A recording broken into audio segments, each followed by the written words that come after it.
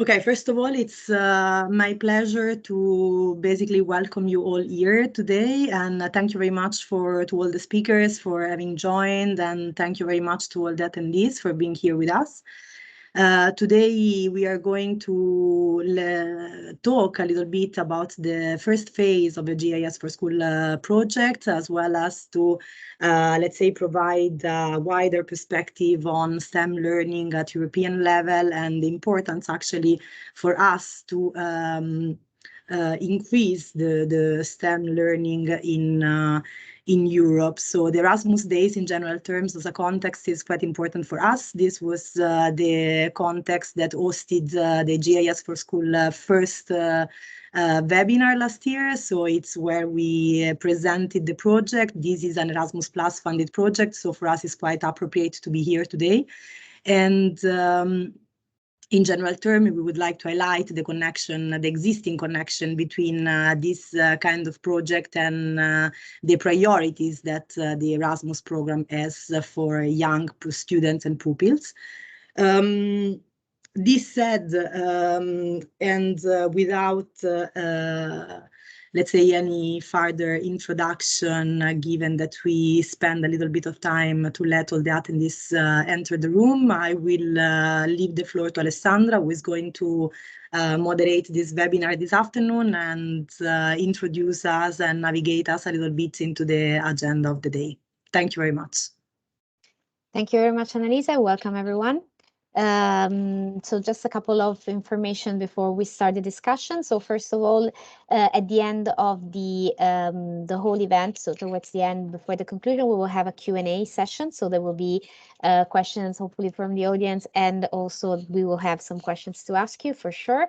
And the webinar will be recorded, so you can, after the event, share the webinar with your network, and all the presentations will also be made available for again further sharing and dissemination purposes. So I think without spending too much time talking about the platform, I think we can already start giving the floor to Emilio Puccio. So we'll start with an interesting perspective of the Intergroup on Children's Rights from the European Parliament. So Emilio serves as Secretary General of the European Parliament Intergroup on Children's Rights, which he has coordinated since 2015.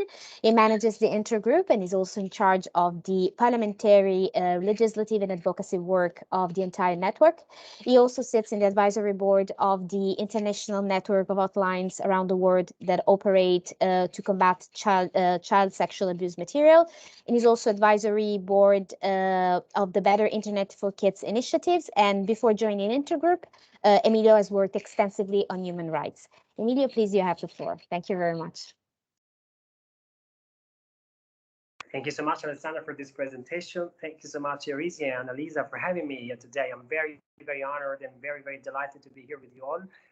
That's kind of the first time for me to be speaking in such a capacity in this kind of event. So I'm very, very, very excited. And so for those who are not necessarily familiar with all the very complex European Union architecture, I will just spend 2 minutes explaining what is my role, what is the Intergroup on Children's Rights, and what are our responsibilities, and what is actually our role in all of this, if you allow me. So the Intergroup on Children's Rights is actually a cross-national and cross-party group of MEPs, members of the European Parliament. It's a cross-national because, of course, we have representatives from all the European Union member states. And it's also cross-political because we do have representatives from all the political board. Let's say, well, not necessarily all. We don't have the extreme right, actually, represented in our group.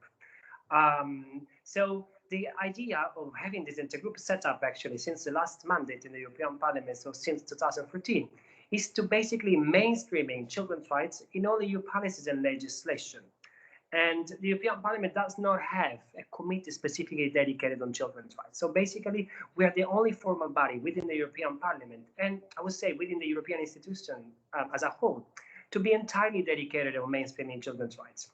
Now, that's what a very, very short presentation of the intergroup. And I apologize because I do know that all the acronyms and the names and the jargon that we use in the European Union is not necessarily very intelligible from people who are not necessarily in this environment.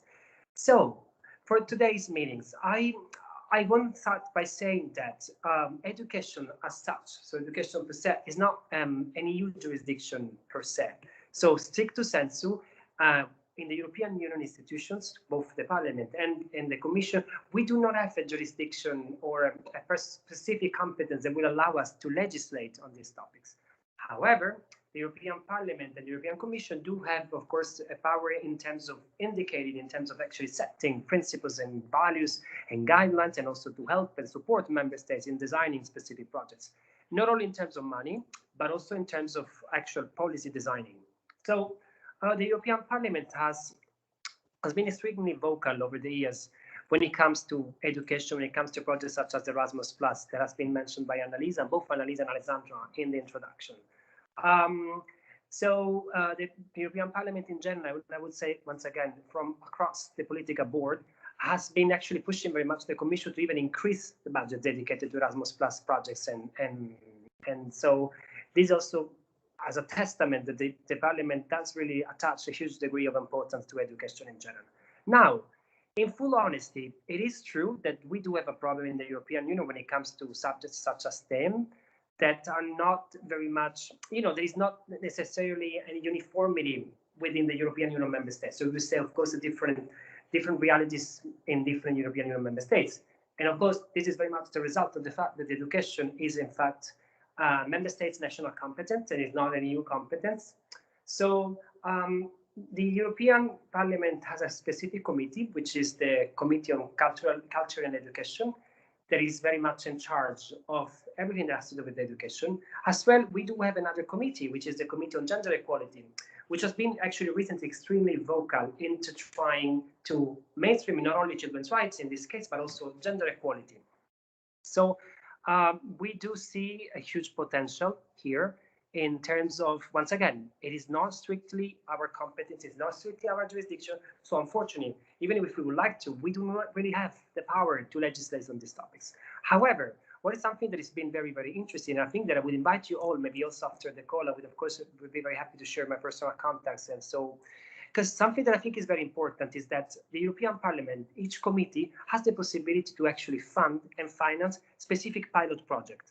And I feel like in this space, when it comes to encouraging girls and education in STEAM, is actually, we have not seen a huge number of projects already presented to our committees. So I feel like a first thing that I think it would be actually valuable for this meeting is actually to kind of try and think together strategically. And like I said, this is just the first moment. But I would invite you all to think strategically and see how we can actually make sure that we could present as Parliament would actually then through the committee fund specific pilot project in such a topic.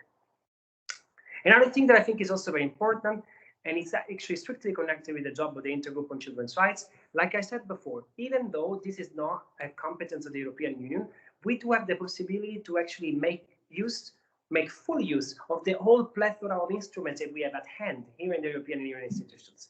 Another thing that is not strictly legislative is actually that the European Parliament has the power to actually issue specific resolutions.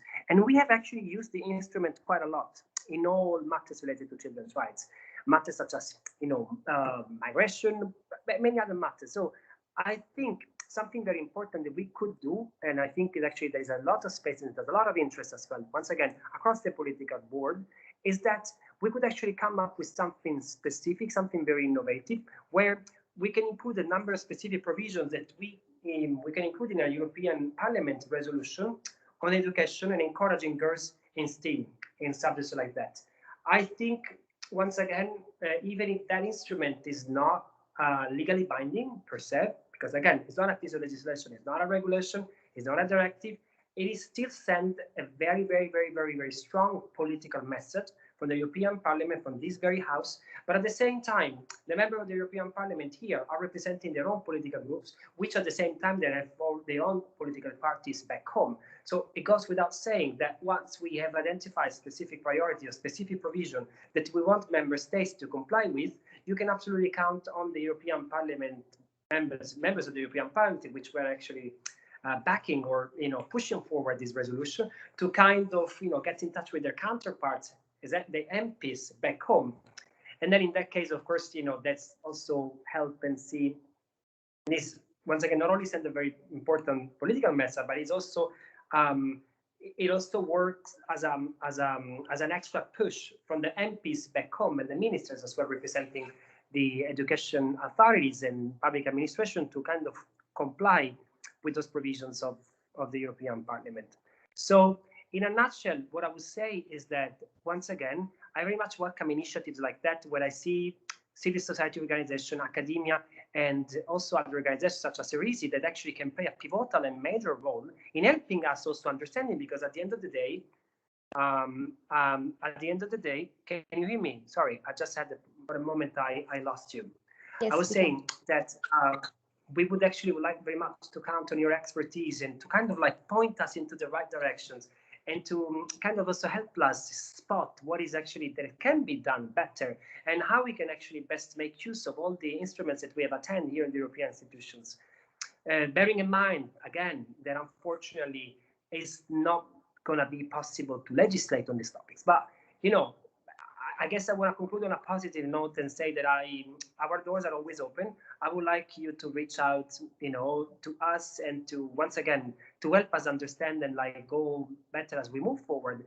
And I would be very happy and delighted to do something together that can actually then translate into European Parliament resolution, for instance, or into a specific work stream that we can actually also enact within the Gender Equality Committee or the Education Committee. Thank you for the attention. Thank you very much, Emilio. And I actually invite you to stay with us, if you can, of course, towards the end of the panel. As I said, there will be a Q&A, so we'll have some questions for you. So please, if you can, it would be nice to learn more and actually to hear more of your point of view on STEAM education. And now I would like to give back the floor to Annalisa. Annalisa will introduce you the GIS for Schools project. She's currently acting as Secretary General here at Eurisi. Before joining Eurisi, she was a research fellow for the European Space Policy Institute, mainly responsible for the studies on space economy and finance. Annalisa worked also within the Industrial Policy and SMEs division of the European Space Agency, in charge for the development and implementation of innovative projects to boost the European space ecosystem. Annalisa, please, you have the floor. Thank you. Thank you very much, Alessandra, for the presentation, and thank you very much, Emilio, for this introduction. Actually, I would like to highlight that indeed what I'm going to do right now is to present the GIS for School project, which is perfectly in line with what you said, and is actually a great instrument to showcase how different entities from different backgrounds can work together in order to, let's say, develop new methodologies on the educational path of pupils that can intrigue and that can engage them into learning processes which are more scientific related. I am very happy today to, again, I will briefly introduce you the GIS for School project. Actually, I will leave the floor to the video that we prepared. So this is actually a little bit more entertaining rather than my voice explaining necessarily the project itself. So if I can, because I believe that there was messing a little bit up before, indeed. So this is not my presentation. Just a sec, because I need to check. Okay, there we go. This is the right presentation. Okay, so as I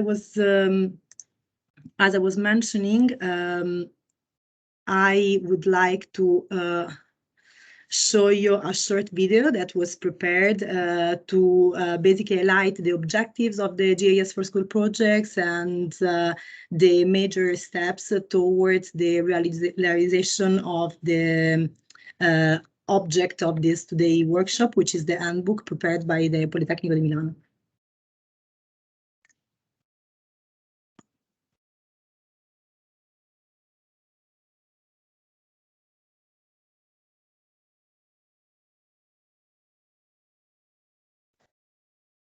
There is no volume, there is no voice. Ah, thank you, Maria. Weird, because we tried it now. At least I don't hear. I don't know if the other people. No, there was no audio. No audio. Okay, let me try just one very last time and we see. Okay. But because I don't understand why this is doing this. No.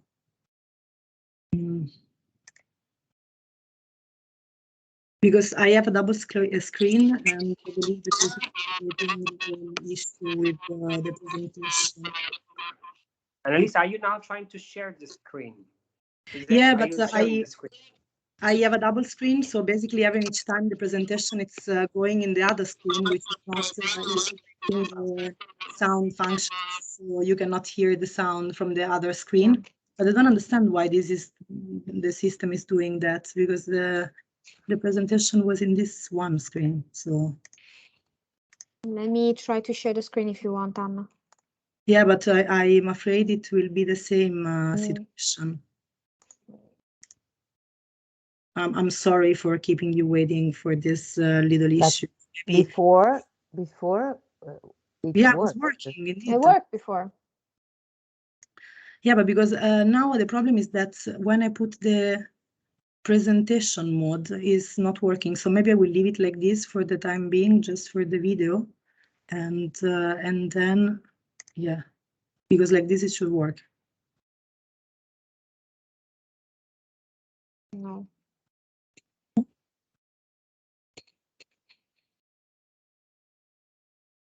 Okay.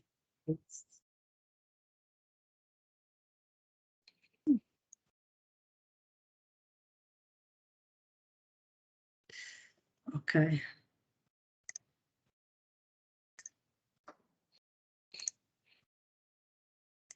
Last attempts. It works. Enjoy the video then. And now what happened?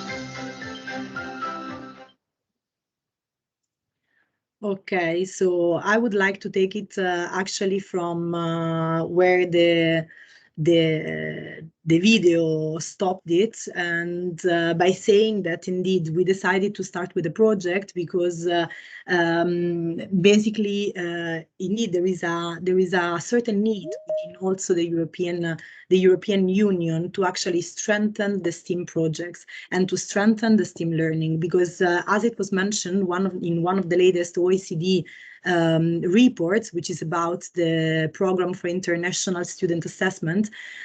Basically, it was clearly stated that 1 out of 5 pupils in high school, they do not have proficiency reading in mathematics or science.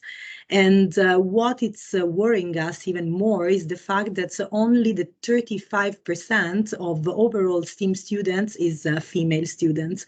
So there is a very big gender gap within this sector, and the sector itself is not as evolved as we would be, especially because the STEAM learning, and especially in secondary school, they proved to actually be able to nurture the curiosity of the students and to strengthen the cognitive resources of each and every student.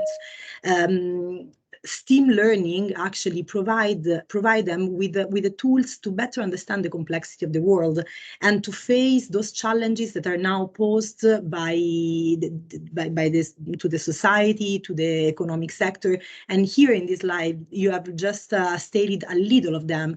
So one of the major challenges right now is on the curricula, STEAM curriculum themselves, which are outdated very often and no longer effective because of some reasons. One of those being that indeed they are very fragmented and different in different national member states of the European Union, and thus different across the globe. Also, the vast majority of the time, teachers are not themselves supported for their own development of their own skills and competencies to be able to teach in a proper way and in a, again, innovative and engaging way such topic. And eventually there is the need for those skills because and I will talk about this just in a couple of seconds. There is a certain need from the labor market of skills and competencies that only STEAM curricula can provide to kids and pupils. In addition, I mean, of course, there is a new set of challenges derived from society, deriving, for instance, from the increased number of the population and from the movement of a very high number of people from the rural area to the city area. So our cities are becoming more congested, are becoming more populated, and this creates like a lot of different issues on the quality of the life itself, but also on the management of the resources that we have. And this is just to mention a few. Climate change is, of course, one of the biggest challenges of our times. And another challenge is posed by the economy itself. Economy is changing very rapidly. So we know that Industry 4.0, as well as the digital economy, brought to us some technologies and some tools that were not even thought a couple of years ago, a decade ago. And we need to adapt to all those changes, to be flexible and to actually predict what is going to happen. And the school is the right place where to really like mold the competencies of tomorrow.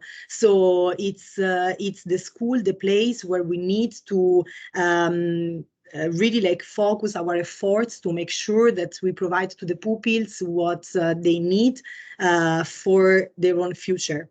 And actually, sometimes, very often, are the young generation themselves that are telling us what is of their interest. And global issues, we believe, that needs to be tackled with global solution. And this is the reason why we wanted to link the project itself with climate change. Why climate change?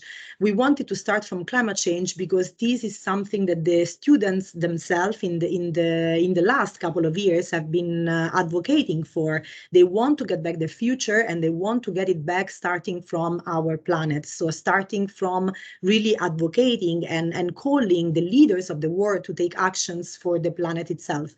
But this can be like a quite of an empty slogan if they are not able to actually understand what is going on and to be they themselves the engine of the change, and those that can really like understand and provide their own society, their own network, their own community with some adaptation strategies, with some mitigation action, which doesn't need to be something at a national level, but also it can be something that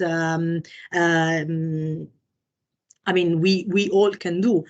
And why space? So this is also another very interesting question, because we need to use the strength of space, not only space as a context, which means that space is by definition an inspirational sector, because it's considered to be like a modern myth, but also because it's very indeed prominent in the contemporary culture. We have a lot of science fiction movies that are inspiring us with this life outside our atmosphere, but also because it really brings together all the different competencies that are also at the core of the STEAM subjects. So space is indeed the realm of science, of cutting-edge technologies, of at the same time of arts and of agricultural techniques, for instance.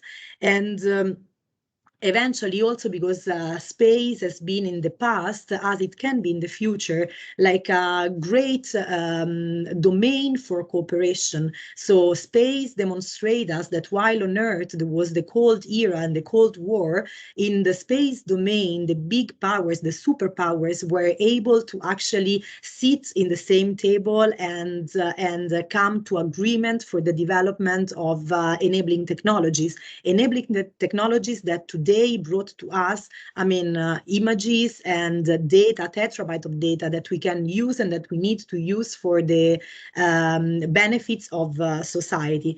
And indeed, all the infrastructure that we all contributed to, and especially in this moment, I'm talking about Copernicus, which is the European Union Earth Observation Program. It's providing us with a lot of different information about our planet Earth, and those information are very relevant for different sectors. So what we asked the school and what we asked to our pupils was to understand which was their local challenges, so posed by climate change. So each different country, of course, has different challenges and has currently different has to face different environmental issues, and how space can contribute to not only understand what is going on, but also find ways to, again, mitigate the effects of the climate change.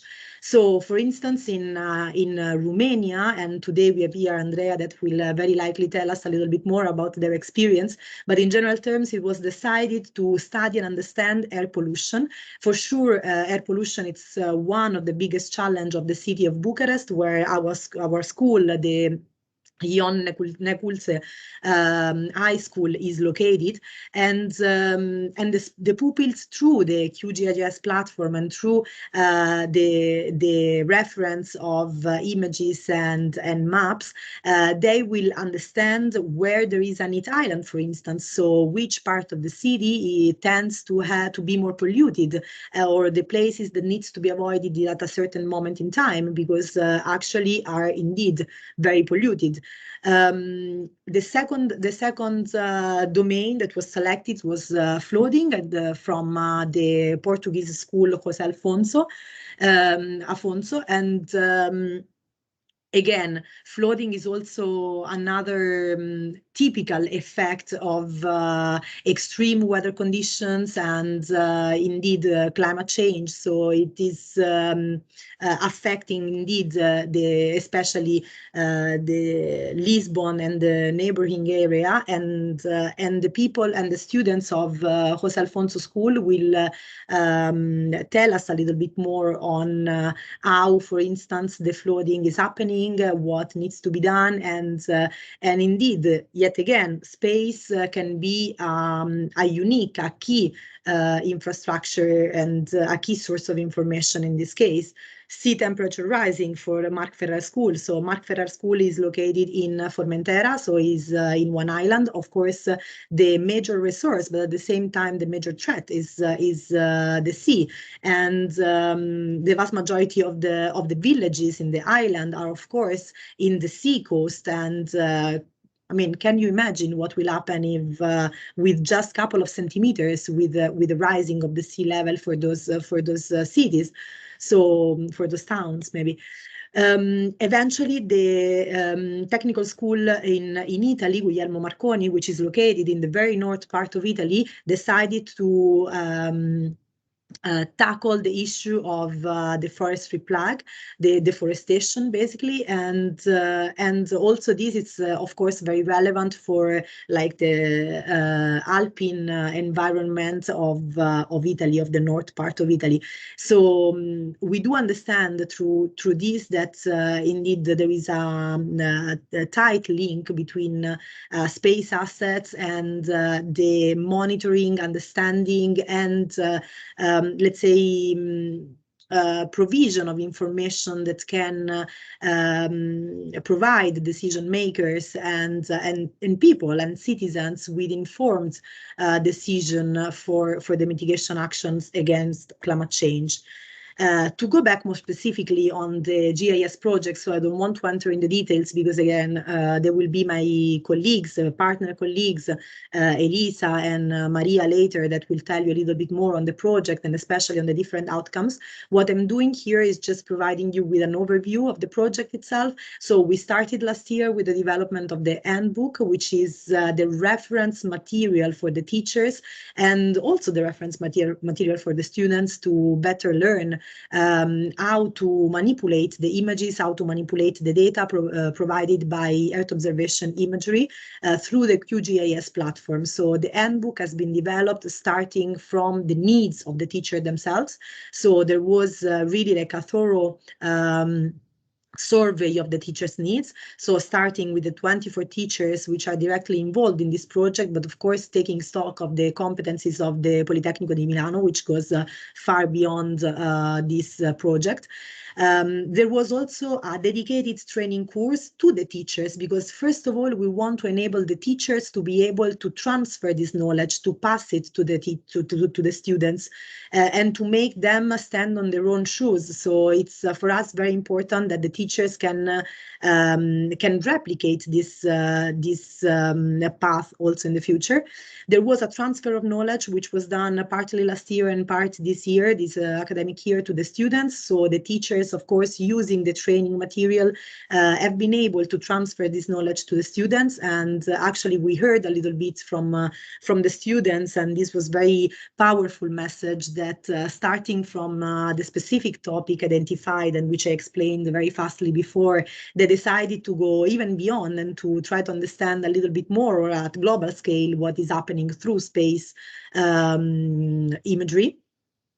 There will be the output too, the phase in which the project is entering right now is basically all leading us to the development of the pupils' final report. So the pupils will start to basically gather information and material and images from indeed satellite, but also other sources, and that they will upload on the QGIS platform and that they will process in order to indeed provide us, the project, but also the school and their communities with this final report.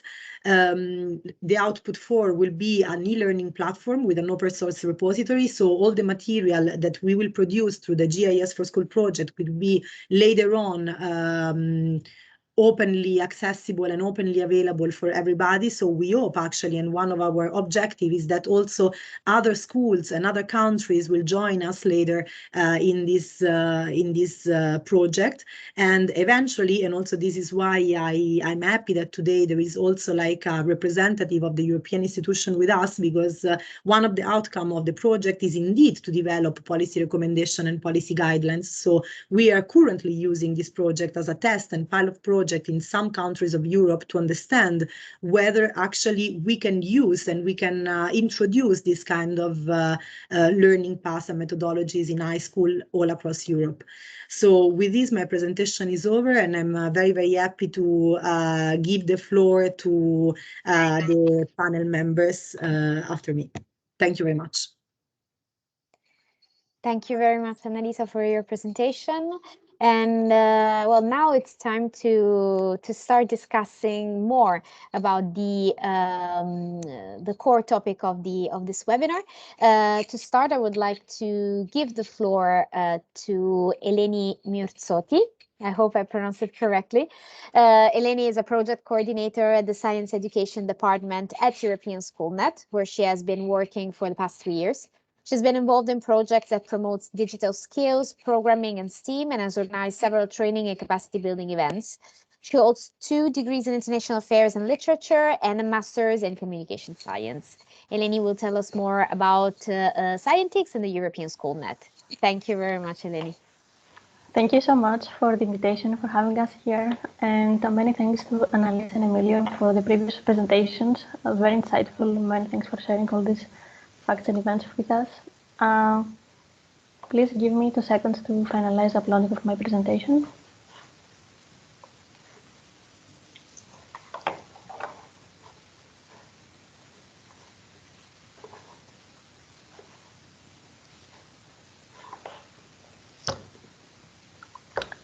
So my name is Eleni Mirtsioti. I'm a project coordinator at European SchoolNet. It is a network of 33 ministries of education based in Brussels. And we are attending here this event today with my colleague Evita Tessiopoulou in order to discuss how we work with teachers and delve a bit deeper into innovative teaching methodologies, opportunities and challenges in education. And for starters, I would like to start with our motto in the team: STEM is everywhere. STEM can be found in nature, in our bodies, in the things we create, we touch, in environment, in animals. STEM is everywhere. And STEM education and STEM subjects are a priority in Europe and beyond in the curricula throughout the world. However, these past 2 academic years have been exceptionally challenging for students who may have felt isolated both physically but also in terms of access to resources, as they didn't have the opportunities for traditional schooling because of the pandemic.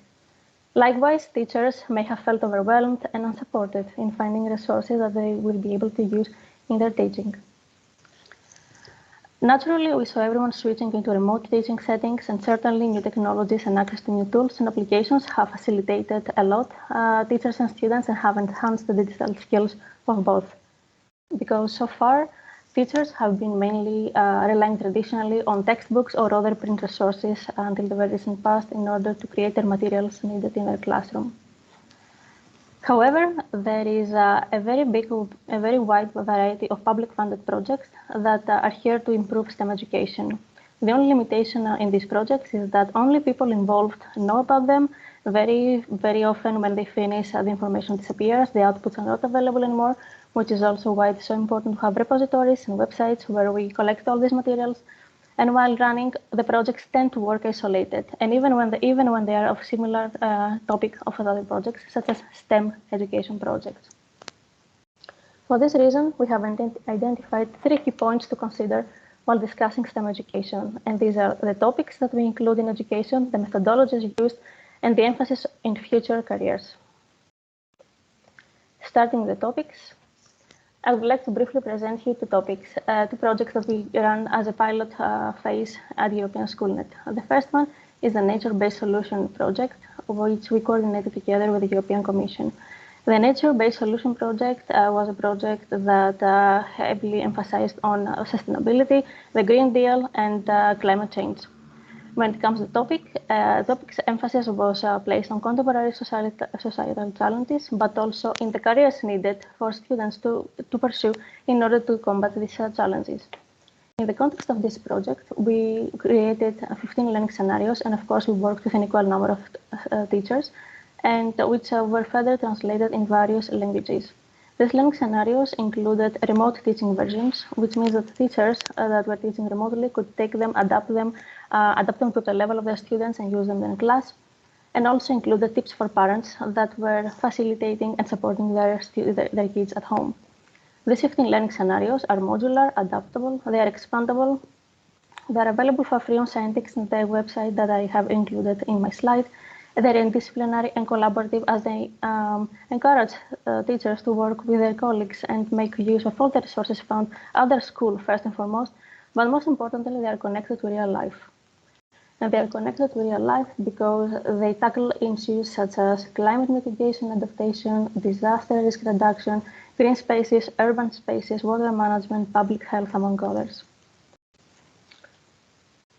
The other project I would like to briefly discuss about is the Aerospace in Class. We coordinated this project in collaboration with the Airbus Foundation The project addressed primary school students aged 8 to 12, and the main focus was emphasis to space and aerospace careers. It was a heavily interdisciplinary project, and teachers worked together with their peers in order to create learning scenarios that involved engineering, chemistry, biology, and physics. What is the common point between these two projects is that they both had a capacity building program and a validation program. With the validation program, we mean that all these learning scenarios produced in this project were tested in classrooms, meaning that the teachers who authored them then tested them with their students and actually saw what works, what doesn't work, and eventually improve them. The capacity building program followed the classic multiplier logic, and they were also, both projects had a MOOC, a massive open online course, which means that the teachers, in collaboration with the Commission and the European School, produced two massive online courses, and teachers from all over Europe were able to enroll, have access to materials, resources, and the learning scenarios per se, and eventually learned how to integrate aerospace and nature-based solutions in their classrooms. The main common point that they had is that they are heavily interdisciplinary. As I mentioned, teachers worked with their colleagues and produced heavily interdisciplinary learning scenarios that were based on the project-based learning method. Which brings me to my second point and the methodologies. When discussing about methodologies, I would briefly like to discuss about the STEAMIT project. In the context of the STEAMIT project, we aim to create the first integrated European STEM framework. But of course, what we mean by framework is a very broad term, and people may understand different things. So to materialize it and make it a bit more concrete, what we do in this project is that we have produced a master learning scenario, which is the main guideline for teachers that they will use to develop an integrated lesson plan that supports to teaching in this interdisciplinary and integrated way. We have produced 11 learning scenarios, 7 for secondary school education and 4 for primary school education that are based on real-life world problems, and they were developed based on the learning scenario produced initially. The project, just like the aerospace and the nature-based solution project, had a capacity building program, which means that we ran 2 MOOCs, one for primary and one for secondary school teachers, that explain to teachers, and especially teachers who left education just now, how they can proceed and apply integrated teaching in their classroom. Of course, we aim and we aspire to create a network in order to be able for teachers to network and exchange on integrated STEM teaching. And finally, we're going to produce a final report on the different components of the STEAMIT framework, including best cases, studies, guidelines, findings, and recommendations. Here, I'm sharing the examples of 2 learning scenarios that are, of course, available in the STEAMIT website. And please give me a moment so I can share the link in the chat.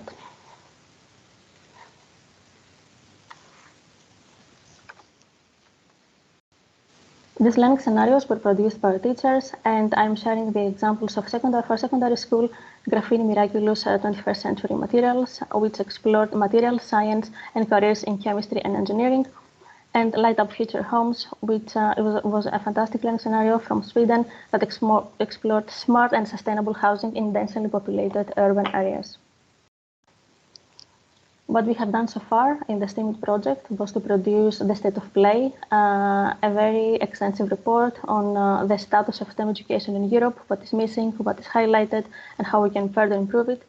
The master learning scenario, the capacity building program with the MOOCs that I mentioned earlier, the guidelines on how to present STEM jobs in the classroom, and of course, we are launching the Career Advisors Network, which is going to be a network of teachers and head of schools throughout Europe that are going to explain and facilitate the spreading of STEM jobs in their classrooms.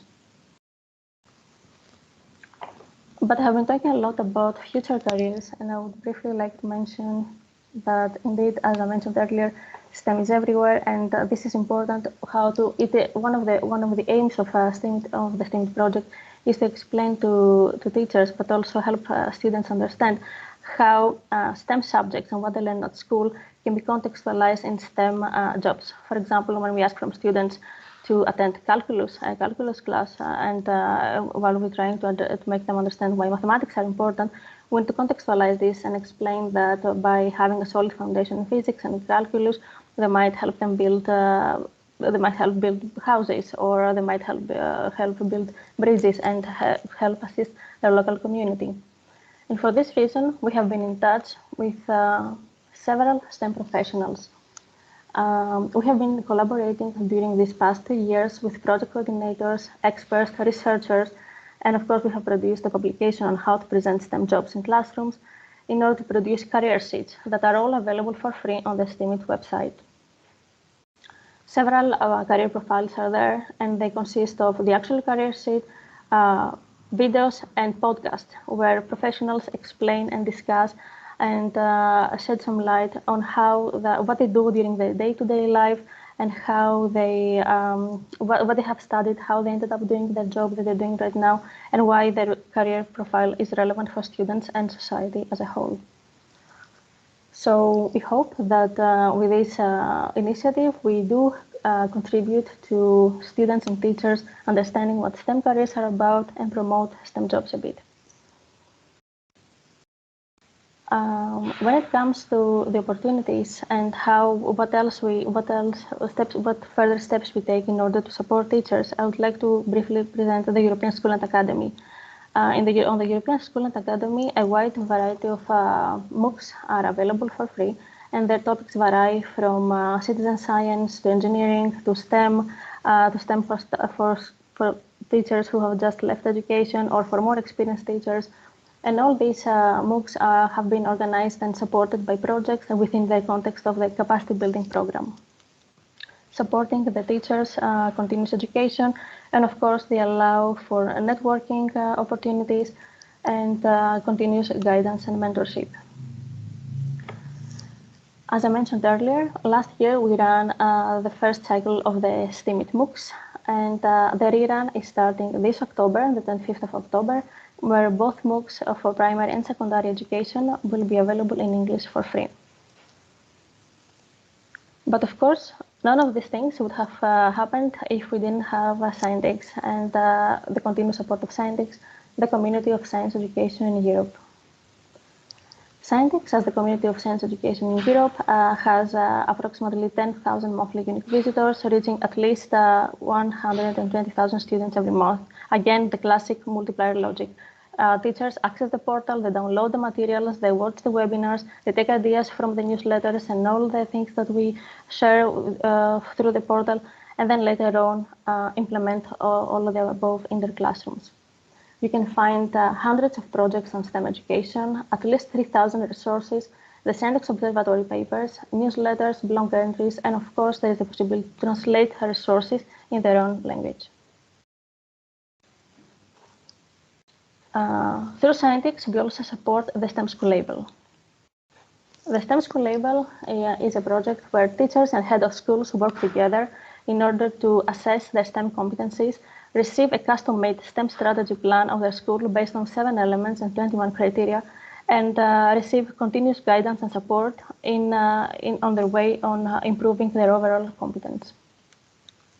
By accessing the STEM School Label project, teachers and head of schools receive all the relevant information about all the necessary steps they need to take in order to create their profile, start uploading and submitting their school practice evidence and case studies, which are the activities that they organize with their students at school, and receive their self-assessment form, see where they stand when it comes to STEM competence, and eventually gradually try and upgrade their profile. There are 3 profiles, and these are the competent, the proficient, and the expert. Schools with a label are reviewed very frequently, and they receive feedback within at least 5 work days of each month, and eventually they have the opportunity to discuss with STEM experts and see how their label can be improved. Lastly, I would like to refer to the community of Scientix ambassadors. In Scientix, we are proudly supported by at least 800 Scientix ambassadors, and a new call for at least 200 new Scientix ambassadors is running at the moment. I have included all the necessary links in my presentation, and of course, I'll be very happy to take questions about the Scientix network of ambassadors. And I would lastly like to invite you to check our MOOCs, check our courses, and subscribe to the Scientix newsletter and the Scientix, the bi-weekly Scientix Digest, which is a bi-monthly newsletter with all the new developments, project resources, webinars, and whatever is going on in STEM education throughout Europe. I'll be very, very happy. Thank you very much for your attention, and I'm very, very happy to take any questions about any of the aforementioned. Thank you very much, Eleni. It was very interesting. And now, of course, questions will be at the end of the session, so be ready for them. And now I would like to give the floor to Maria Brovelli. Maria is a professor of GIS and Copernicus uptake at the Politecnico di Milano. And she's also a member of the School of Doctoral Studies in Data Science at La Sapienza University in Rome. She was the head of the Geomatics Laboratory of the Politecnico and also the vice rector of the Politecnico for the Como campus. She's also chairing multiple international working groups. Just for mention a couple of them, she's member of the European Space Agency Advisory Committee of Earth Observation. She's also co-chairing the United Nations Open GIS initiatives. And she's also a mentor of the Polimi chapter of Youth Mappers, Polymappers. Maria, please, you have the floor. Thank you. Thank you. Thank you so much for inviting me, presenting our activity as Politecnico within this project that we believe that it's very relevant because it's a first attempt of introducing at the secondary school these new concepts of GIS that are emerging, and as a matter of fact the market is asking about some skills. So I will present the what we prepared for professors and the students, the pupils, on behalf of my colleague as well, so Professor Carrion and Professor Marco Gianinetto. Let me check. Yes, so first of all, just a few words about who we are. We are part of Politecnico di Milano, and Politecnico di Milano is the largest technical university in Italy. It is ranked also first as a national level, 7th in Europe and 24 worldwide with respect to the QS World University ranking. And we have students of engineering, architecture, and design. And as you can see, totally there are 46,000 students. So it's a very large university, and more than 1,000 professor and lecturer. Specifically, these are the 3 people who are mainly involved as responsible in this project. But you will see in my presentation later on that there are also other people contributing to the training package, as a matter of fact. So the 3 of us, we are working on this topic of GIS or Earth observation. Specifically, I'm professor of GIS. Marco Gianinetto is professor of remote sensing and survey. And Professor Carrion, she's professor of fundamental of GIS, but also geospatial data processing and mapping for crisis management. So we were able of taking also or using also what we are doing in our courses and in our research field. But I told you that there were more people involved because we are part of these large lab of young people, luckily, and they are PhD students or postdoc, as you can see here, and all of them are contributing to the research that I will show you in a moment, and some of them also contributed to the development of the training book.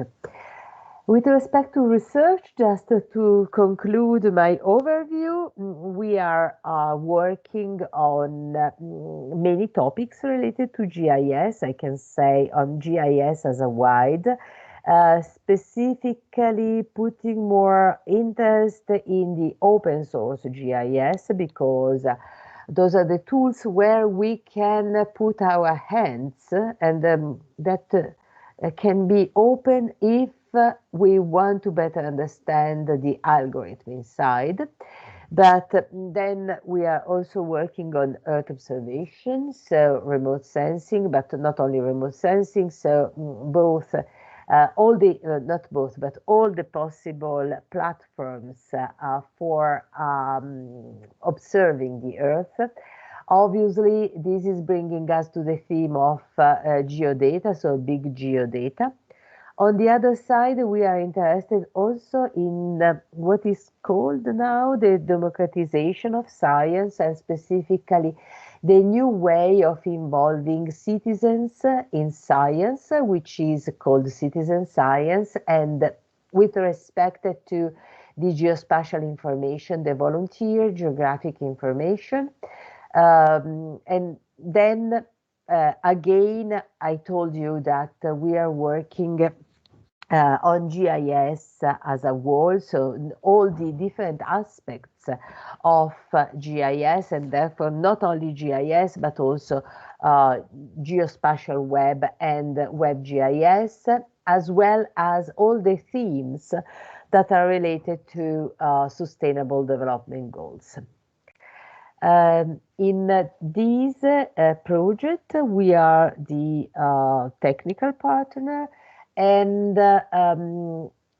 discussing before with the professors of the school, and also the other partners of the project who are so relevant also for better understanding the way we have to provide, we have to transfer our knowledge to the professor of secondary schools and then to the pupils. So with respect to what we developed, the first product is this training package that I will show you briefly in a moment. And this training package is subdivided in 4 main parts. One is with respect to what is how it is possible to do visualization with GIS in general, but I will tell you which is the GIS we decided to use.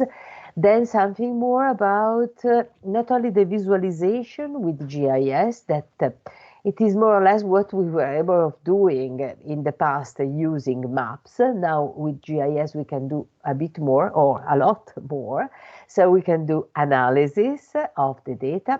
And then the third part is related to Earth observation and the imagery analysis, because those are so relevant with respect to the data we can use in GIS. And the third part was related to climate change and hazards, with specific focus on the Copernicus platforms available.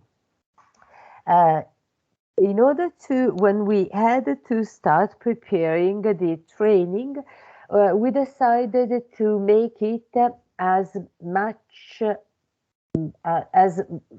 reusable as possible, and therefore the training is completely based on open data, and the software that are used, and that is the software which is mainly used, but also the other pieces of software that sometimes were presented, are all free of charge and open source.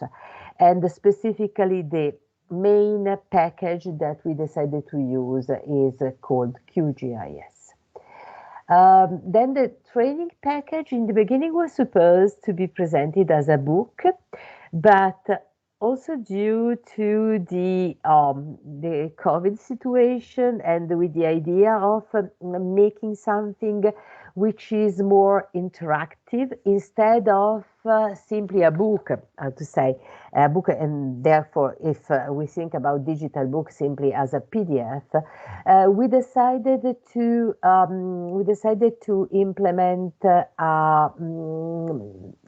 application which uses hyperlinks in order to have the possibility of for the pupils and professors to browse really the product that is available. So it is an hyperbook which was developed with some specific technologies that you see here that are again are open source technologies. Okay, besides that, we had 4 days of training with professors, and then now the professors are transferring their knowledge to the pupils. Okay, I want you to show you quickly the product. Is GIS for school product.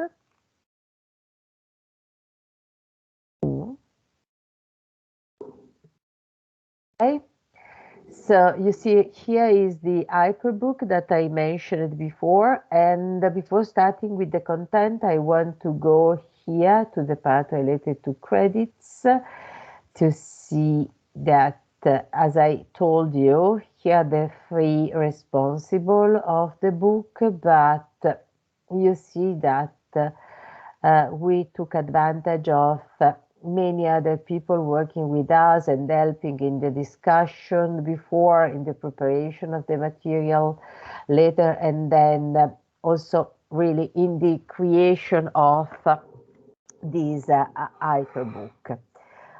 Okay, so those are the people, and I want to thank them. It is a way also of thanking them. And then if we go to the content of the book, as you can see, I told you there is the first part with the visualization. And just to show you an example, let's go to the introduction.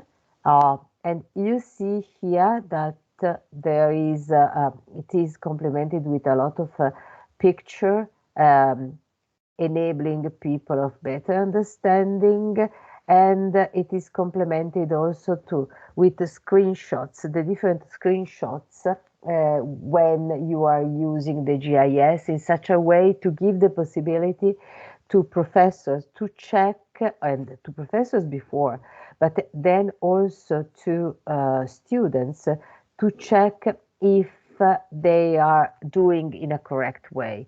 So you see, like for instance, in this case is how to add a symbol, a style to your map, and everything is commented with in the text, but also with pictures. And then in the end, you can see also the result. So what you are expecting to obtain with this specific step. The second part, the part related to the analysis, is more or less the same. So there is an introductory part which is more general, and then there is the part related to the practical usage of the GIS, QGIS, for what you want to do. Okay. Then there is the third part, as I already mentioned, that again is subdivided in 2 parts. The first part is about fundamental of multispectral analysis. So a very short introduction, obviously, because we can't go really into all the details about remote sensing. Remote sensing is a course of 10 credits at the university, so this is just for giving an idea. And then there are also some hands-on exercises, again, as before, with all the explanation about the different steps and everything that you will have to do, and all the screenshots about the GIS. And the last part, which is related to Copernicus and the crisis mapping, with all the examples. You saw some example mentioned before, like for instance a flood. Here there are other examples, and focus specifically on Copernicus and what is already available for Copernicus. Okay, so the book is, or the hyperbook is, as a matter of fact, very complete. It is not an easy tool. as a matter of fact. And about that, I was very, very clear, both with professors and with students as well, because this is not something simple. The STEAM are not simple. They are complicated, but it is important to understand that for better knowledge, knowing what we have around, for better knowing the earth, we need to study. And study is hard, but it's important, because if we want to solve the problems we have in front of us, this is the only possibility. So thank you so much. I'm ready for your question later. Thank you very much, Maria. And now I would like to give the floor to Elisa Filippi. Elisa is a project manager and co-founder of Euronique. She graduated in international studies and diplomacy and specialized in analysis of policies of local and regional development at the University of Florence. She has 10 years experience in the management of European projects, especially in the field of urban innovation and sustainability. And she also has experience in the innovation and management of European projects such as Life Plus and Horizon 2020 projects. Elisa, please, you have the floor. Thank you very much. Thank you so much, Alessandra. Please can confirm that you can hear me? Okay, thank you. Thank you so much. Thank you, and thank you again for this introduction, for having organized this very interesting meeting, webinar, and let me say thanks also to and people that intervened before, and also to Professor Maria Bruvelli for all the effort that together we made during the last year, because JS for School project started in September 2022, but we had a very let's say difficult year because you know of the consequences and the impact of the pandemic in the world. But I'm very happy and proud to say that during this first year of the project, JS for Schools was able to deliver all the outputs and to carry out all the activities involving all the schools, teachers, and the pupils. So thanks again. You have already been introduced to the JS for School project. So here is my my index. I will just to share with you some other consideration about why we have decided to develop JS for Schools project, some other comments on the methodologies that we use, and a focus on this first phase of the transfer of knowledge that Professor Bruvelli already introduced to you. And the first result that we have collected right now. So just to say, we would like to say that GIS for School project has the ambition to in some way build the future, because the project is addressed to the new generation. So 200 pupils are the direct beneficiary of the project, and almost 1,000 pupils will be involved in the project as indirect beneficiary. Because of course it's addressed to the climate change, which as we all know is one of the most concerning and also complex challenges of today, and because it do that by exploiting public investments in one of the most important sector, such as the geospatial technologies. So, well, the partners you have already been introduced to. Here we are. With JS for Schools project, we are going actually to promote a new approach for STEAM teaching methodologies by introducing for the first time in a structured way in Europe the teaching of GIS technologies by applying this technology to the thematic area of climate change and by involving pupils in the co-creation of GIS outputs relating to climate challenges affecting their local community. We are going to achieve this objective through the development of 5 different intellectual outputs. And this project will start in September and will last until June 2023. The first intellectual output, and also which is also one of the most important phase of the project, was the development of the training package and the carrying out of the first transfer of knowledge. So, as Professor Borelli already introduced you, Politecnico of Milan developed the training package, which is a self-paced package addressed mainly to the teachers, and which is open source and also usable and transferable. The main targets, indeed, the main targets of the projects are pupils and teachers. We started to investigate the specific needs of pupils in STEAM education, and according to the literature review, but also to need analysis carried out among the partners involved in the projects, we observed that pupils of secondary schools, of course, are digital native, but they are not equipped at all with skills for data capturing, managing, and processing, especially for respect to the GIS, to the geospatial data, but not only of that. But we also observe that pupils need to learn STEAM, but especially they need to develop their inquisitive thinking and reasoning, and to contextualize the knowledge that they acquired, in example, by using geospatial data.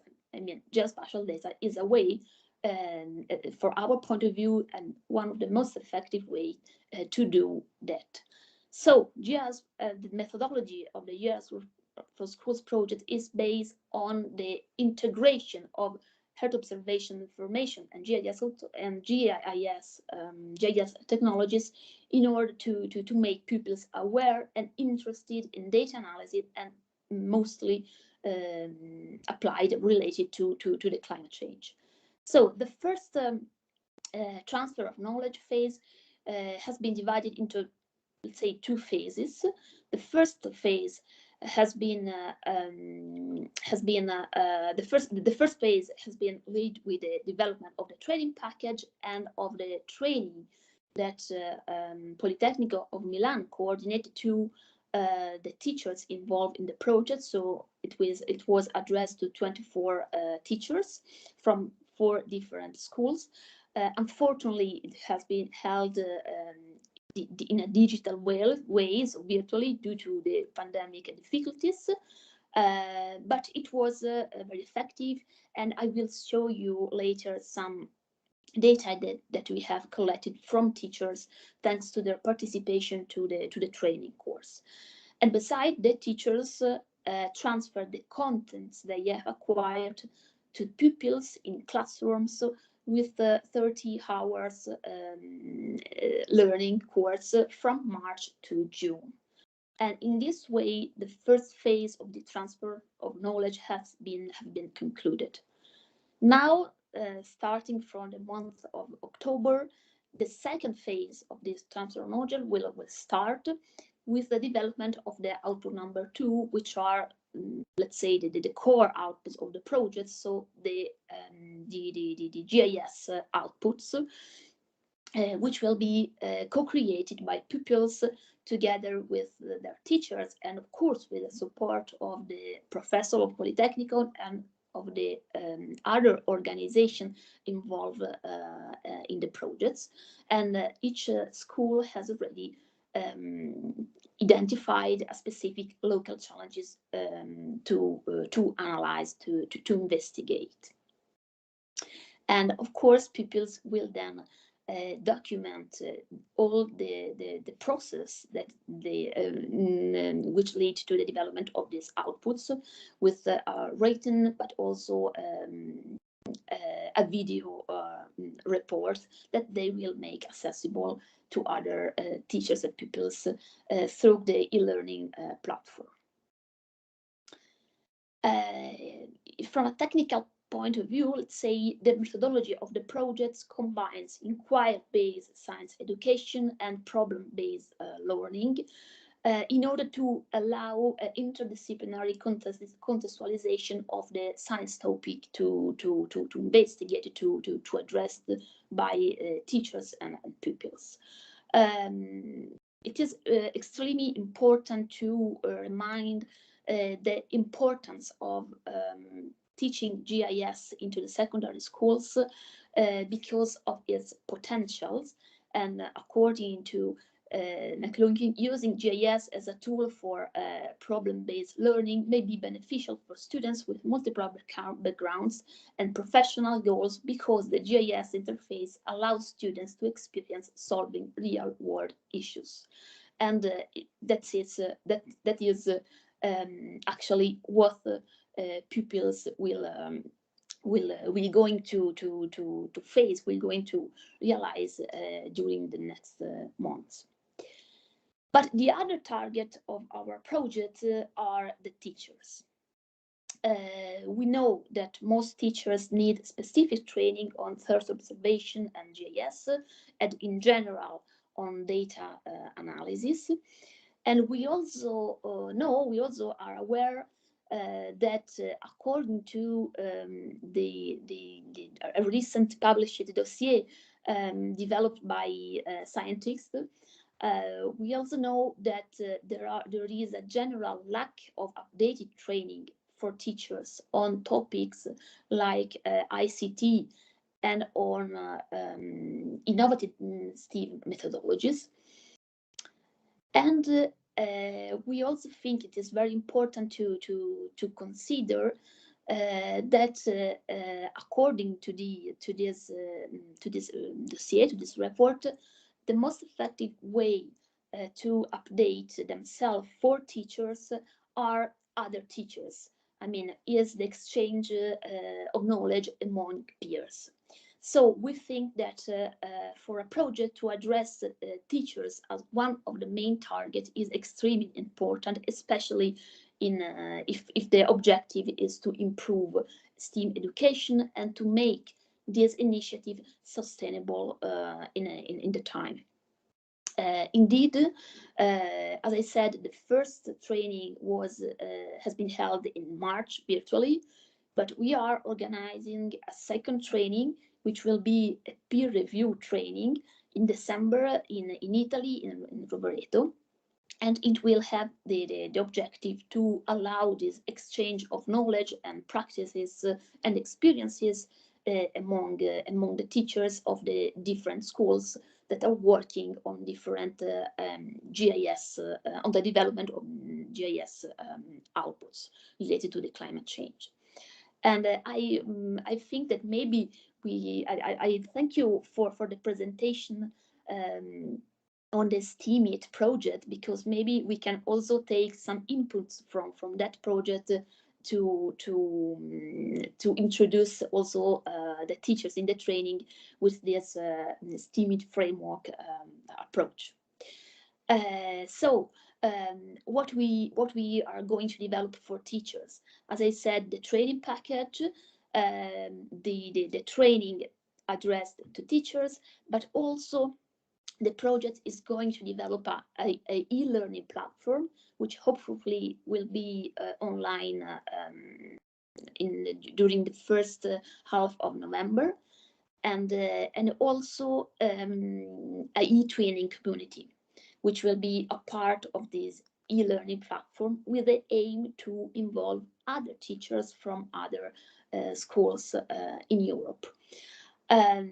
We would like to say that the teachers involved in the project will be the ambassador of the GIS of the teaching and learning GIS into secondary schools in Europe. So we really strongly believe in the potential of dissemination of teacher also for our project. Indeed, at the end of the project, we have the objective to involve other 50 schools in Europe that could be interesting in adopting the training package, so to introduce the GIS in teaching in schools.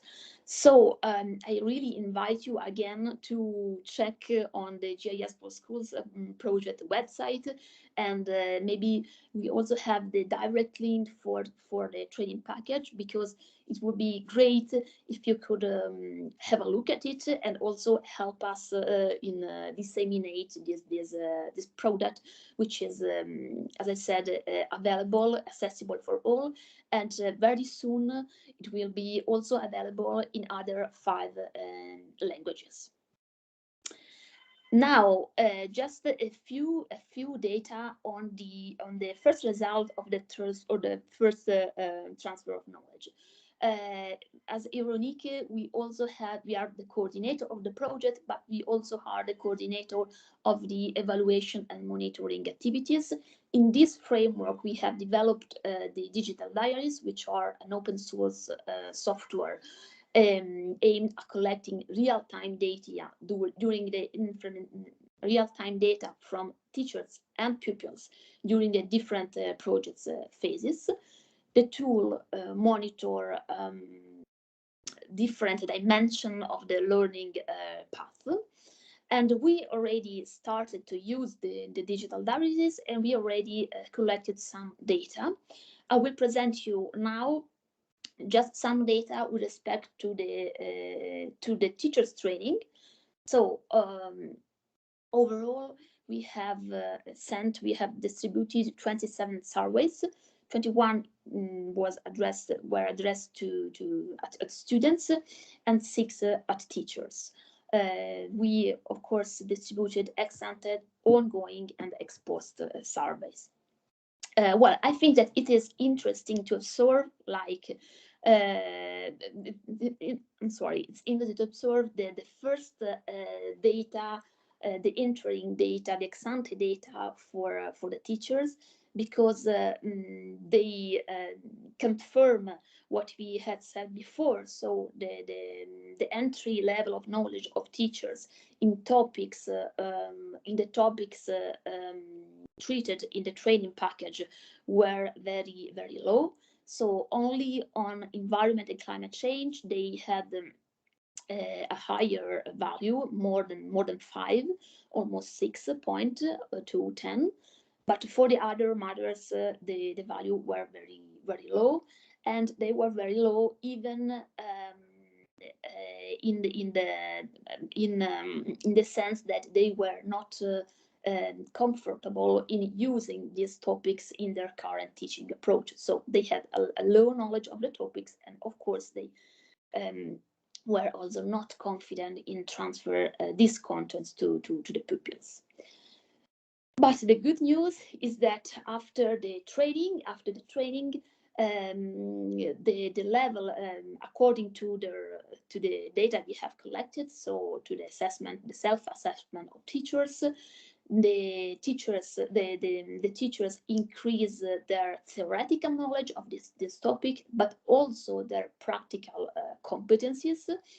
And what it was, of course, very important for us, they also declared to be able to transfer these contents to the pupils. And of course, it was extremely important because they actually started this transfer of contents to pupils from March to June. So I think that even if the training was only online in a virtual way, it was very, very effective. So this is why I would like to say thanks again to the Polytechnic of Milan, and also to the teachers that have participated to this moment of training. The second, the other data that I will show you now, very briefly are the ones related to pupils.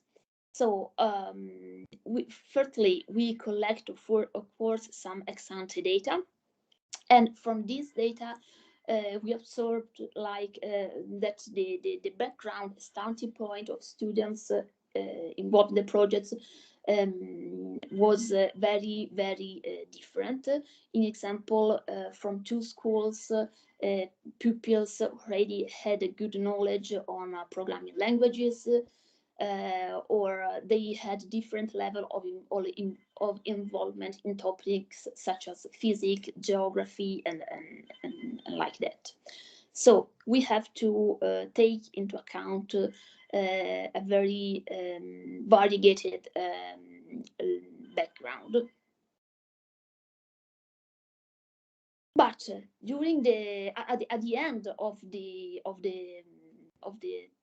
first transfer of knowledge addressed to pupils, we had very positive results.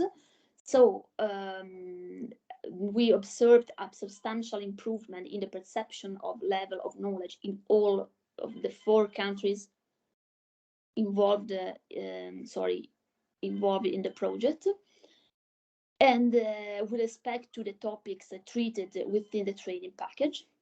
But also we have observed similar values, so positive value, for the preparatory dimension of the activities. I mean, how the knowledge acquired have been facilitated the understanding of other subjects treated in the schools, like mathematics, geography, ICT, physics, and so on.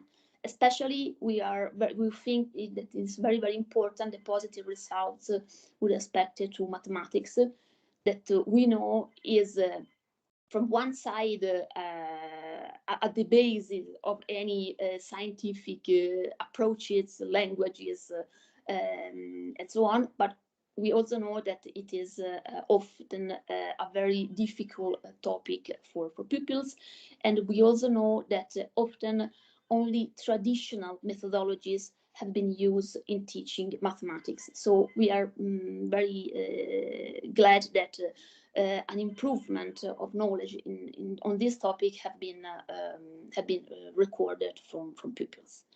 And the very last data that we share with you now, that we think it is very important, is that all schools, all the pupils involved in the 4 different schools recorded a better understanding of their local territory, which is also one of the objectives of the project. So not only to learn STEAM, but also to understand how to use this information to better know the world in which we live. So this is the last information that we share with you. Of course, we have to take into consideration when we learn about this data, that these results are influenced by the different school systems.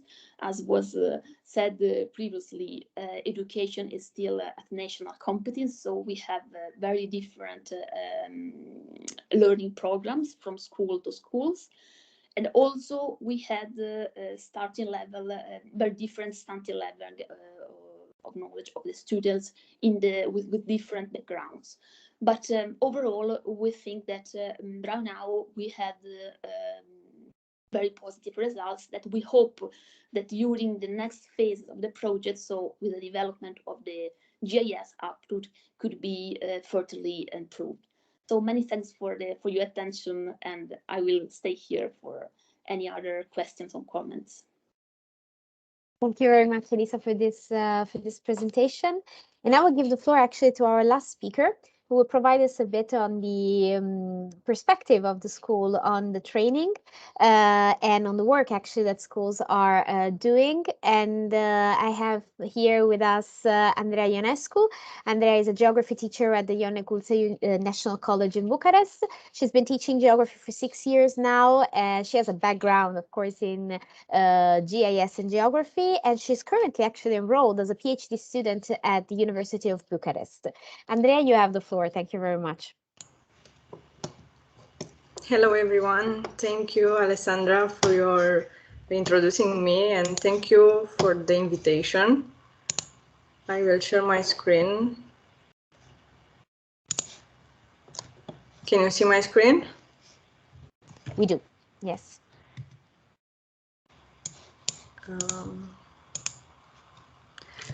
Okay, I'm Andreea Ionescu. I'm a geography teacher on Ion Neculce National College, and today I will present you shortly what activities we did it in GIS for School project.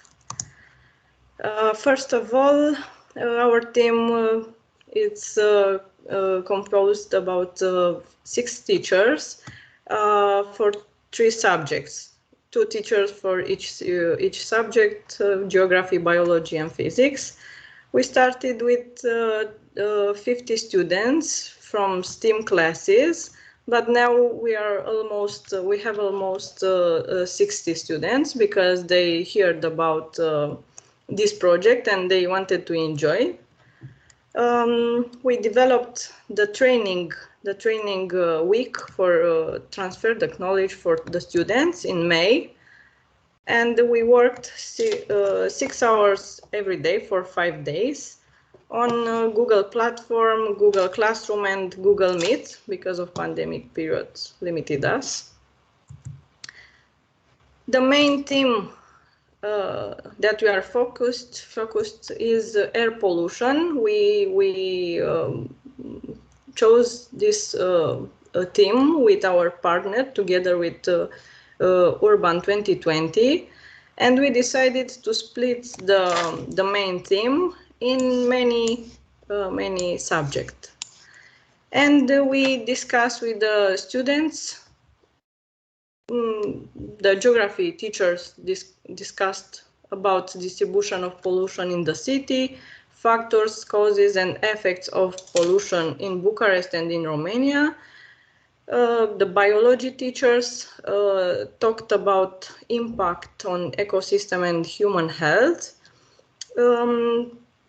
Our colleagues, physics teachers, spoke about climate change, the relationship between pollution and climate change, and how can we quantify the level of the air pollution.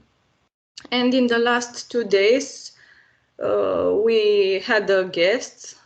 His name is Adeline Lazar from Urban 2020, and he tried to, and he did something practical in QGIS, and Adeline and me spoke about some and show them national and international websites, some international websites with satellitary images, and some tools that facilitates the quantification process. Here, this is a plan with the activities and to print screen from our platform. Each teacher prepared their activity according to his subject. After each day, the course, the students received a question from the topic of the day. And I selected and I translated some of the question and the students' answers. And you can see here every title for every presentation and the question after every day. Every day, our students had an application part, and in the last 2 days, they worked in QGIS and Google Earth. And I want to show you here on the last 2 days from the training week, we started to discuss about QGIS, GIS, what means and what can we use. And we have already the handbook, the book about QGIS and what means GIS and how can we use it. And our students have already the handbook. This is another example with a question and the answers. first activities, or one of the activities, it was to identify air quality index in Bucharest, in Romania, and in other countries, and to compare. And they try to identify on these two platforms. After that, we try to put a pin on Google Earth and to mark the air quality index in their neighborhood, on Bucharest and in Romania, in every city, and to compare. And here can you see 3 examples of their map in Google Earth. Adeline spoke about the projection map, what means, and they compared, Adeline and the students compared the projections map on this platform, and he discussed with the students about the types of geospatial data like raster images and vector, and how can we use it. And on the last day, we already used QGIS. First of all, Adeline presented the interface of this software, and here I put some print screen from the workshop with Adeline. Some of the students tried to work in the same time with Adeline, because he sent before the training the data for downloaded, and some of the students did it everything, and they have the map. The final results, some maps, they made hypsometric map and slope orientation map on Prahova area in Romania, in Carpathian. And here it's Adeline show them how to make a profile in QGIS. And I put in this presentation every website that we used during the training week. And as you can see, website about air pollution, about environment, and about index quality air. And we watched on the video about OpenStreetMap and what means QGIS. And we discover and we explore Sentinel, Copernicus, satellite images, and we read something about historical map on ArcGIS platform.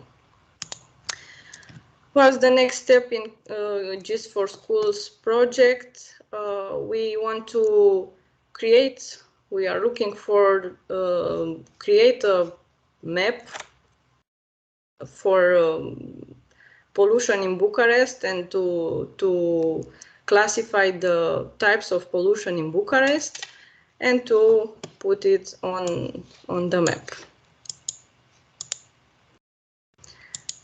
Thank you, that's all. If you have any question.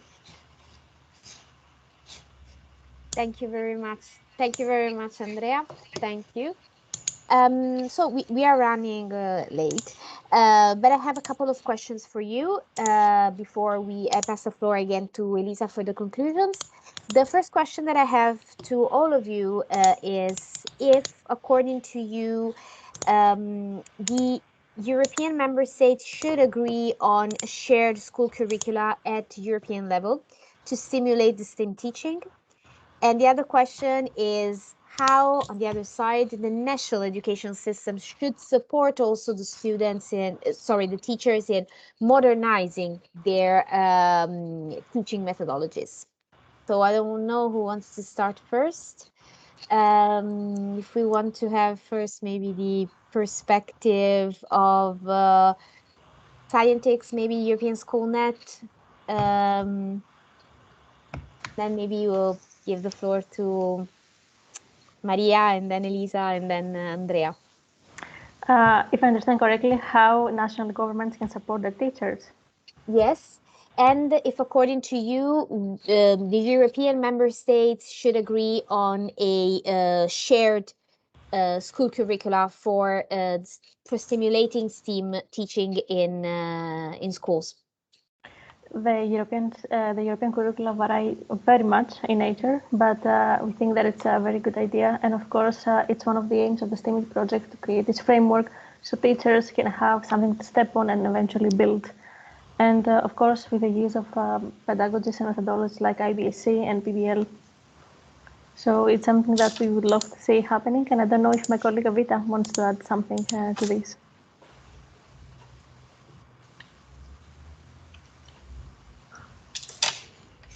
Or maybe she cannot share her microphone.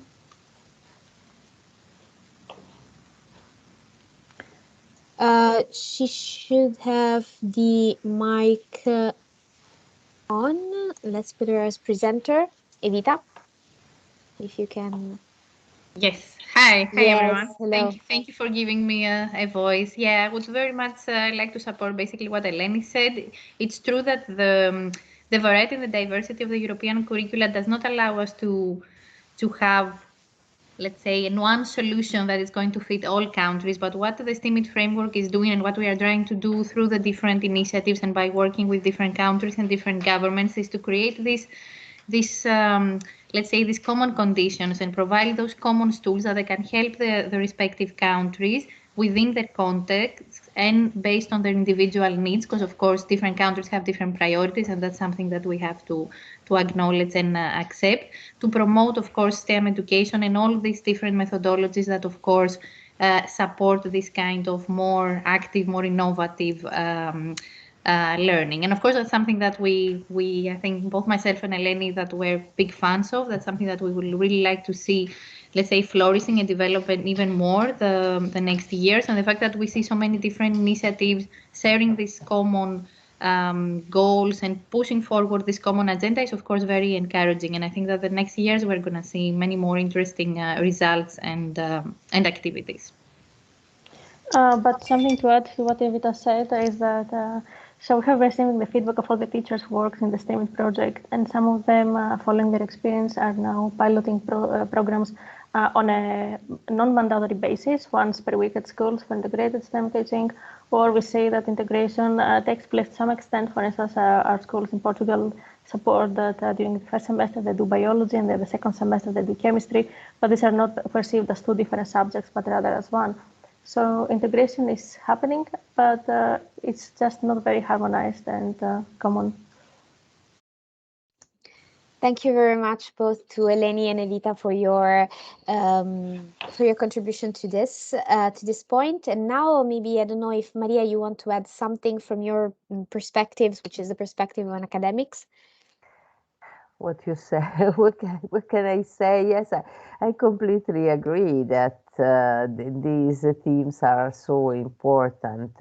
And again, yes, having a unique curriculum, a reasonably unique curriculum in Europe makes sense. Probably not exactly the same because there are also different characteristics of the people, but the main part should be unique. The point is that yeah, I really hope that now we give more importance also to the secondary school. In the last year, I had the impression that the primary and secondary school were not so valorized, and the program were a bit old and so on, but really now things are changing. So I really hope that there is this revolution, as a matter of fact, also with respect to the professors, because obviously it's not easy to ask people who in many cases have been demotivated for years to start studying something new and proposing something new to the students. But again, this is our future. So yeah, I agree completely, Alessandra, that is the point. But unfortunately, I don't have a magic wand for doing that. Let us hope with our enthusiasm and our commitment to be able just to start to open as a small part of the door in such a way to be able to go toward this direction. Thank you very much. Thank you very much, Maria. I see Elisa nodding. So Elisa, I don't know if you want to add something to what Maria said. Yes, Alessandra, of course. Yeah, I was thinking that as European Union, we do share common priorities. We do share common agendas. And we want to reach some specific common objectives, possibly together, because some of them we can achieve it only if we are in a cooperation, in cooperation. So I don't know why we should have problems. We cannot have also a common educational framework, which could be enable people to better achieve those objectives. So I think that we could, we should, and we could work for this for the objective of in example of a common European STEAM curriculum, or at least framework to be declined into the different different schools structure into the different countries. But I think that we could and we should work for that, and maybe also with our project we could develop some recommendation in this direction. Thank you very much, Elisa. Andrea, I don't know if you want to add your point of view as a teacher in secondary school, so a different experience, let's say. Yes, I want to say something. We have a new subject in the 9th grade. Is a new curricula, and I will share my screen because we have a new subject, a new lesson in the 9th grade, and it's about GIS, remote sensing, and satellitary images. But unfortunately, it's optionally. It's not, and maybe some of the teacher will teaching about GIS, but maybe in few years, I don't know, with a lot of partners, or I don't know, we don't have device to in every school to teach about GIS. We don't have software. We don't we don't have how can I say everything to teaching about GIS. But I think in few years maybe it will be something for every class. Thank you very much, Andrea. I don't know if there are other questions, but in case we are really behind the schedule, so I think I can give the floor to Elisa, and in case, of course, if there are any question, we are all happy to answer to these questions. I saw in the chat that there was an interesting exchange, so I hope that this exchange will continue offline as well. So I give the word now to Elisa for the conclusive remarks, and thank you in advance from my side for your contribution and participation. Thank you. Thanks, Alessandra. Well, I want just to say thanks again for all the participants, for all the speakers of this webinar. I think that, as you said, it was a really interesting exchange of knowledge, also with respect to other ongoing projects. As I said before, I think that in example we could use some of the information already developed within the STEAMIT project, and maybe we can use it also for this peer review training that we will be held in Rovereto in December. And from the other side, I will also say to the responsible of the project that we are also available to be in example invited in other workshop of meeting to present the training package developed within the GIS for Schools project. It could be very interesting to have this exchange with the teachers involved in your project. And I think that to have an exchange with the Polytechnic of Milan, but also with the other schools involved, it could be very, very, very interesting.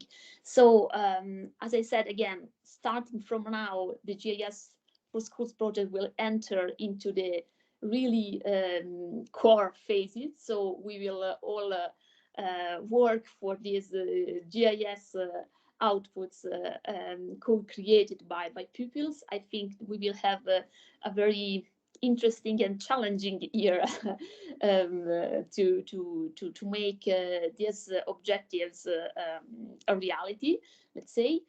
And yes, and I also think that maybe we could, I think that it could be very interesting also of the speech of the first speaker from the European Parliament, and maybe some of this of the consideration also emerging of the webinar of today could be shared also with him, and also in the recommendation that as GIS for Schools will develop. So thanks again. Yes.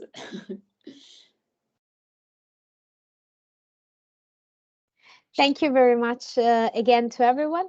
The recording of the event will be online soon on the YouTube channel of GIS for Schools project and on the website together with the presentations. I hope again that this conversation can continue offline, and I wish you all a nice weekend. Thank you again, everyone. Thanks. Thank you. Thank Bye. you. Bye. Bye-bye. Thank Bye-bye. you. Bye, Bye, everyone. everyone. Thank you. Bye.